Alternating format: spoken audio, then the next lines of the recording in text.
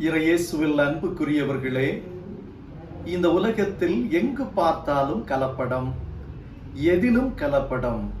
தெலுங்கானா மாநிலத்தில் கிசரா என்று சொல்லக்கூடிய இடத்திலே ஆடுகளிடத்திலிருந்து இரத்தத்தை எடுத்து கொண்டிருந்த 2 பேர் போலீசாரால் கைது செய்யப்பட்டார்கள் என்பது இன்றைய செய்தி.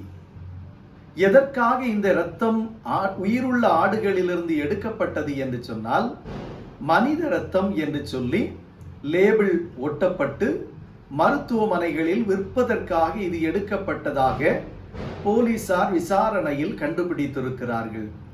ஒருவேளை இந்த மனித இரத்தம் என்று சொல்லி லேபிள் ஒட்டப்பட்டு மருத்துவமனைகளில் கொடுக்கப்பட்டிருந்தால் நிச்சயமாக இது மனித உயிர்களுக்கு மிகப்பெரிய பாதிப்பை உண்டாக்கிவிடும் என்று சொல்லுவதுதான் ஒரு அதிர்ச்சிகரமான செய்தி. பிரியமானவர்களே, வேதத்திலே ஒரு இரத்தத்தை குறித்து திருமறை நமக்கு கற்றுத்தருகிறது. ஆண்டவர் இயேசு கிறிஸ்துவினுடைய இரத்தம்.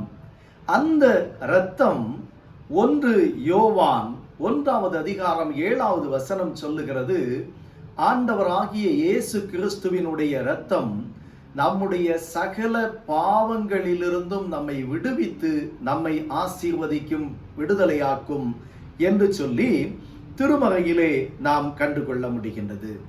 பிரியமானவர்களே, இந்த உலகத்திலே எல்லாவற்றுக்கும் கலப்படம் வருகின்ற போதும் ஆண்டவர் இயேசு கிறிஸ்துவனுடைய இரத்தத்திற்கோ எந்த கலப்படமும் இன்றி இன்றைக்கும் நம்மிடையே ஓடிக்கொண்டிருக்கின்றது. நம்மை நித்திய ஜீவ வாழ்வுக்காக ஆயத்தப்படுத்தி கொண்டிருக்கின்றது. அந்த ஆண்டவர் இயேசு கிறிஸ்துவை உறுதியாய் பற்றி கொள்ளுவோம். நித்திய ஜீவனுக்கு உரியவர்களாய் நம்முடைய வாழ்வை உருவாக்குவோம். கர்த்தர் நம்மை ஆசீர்வதித்து வழி நடத்துவாராக. ஆமென். God bless you.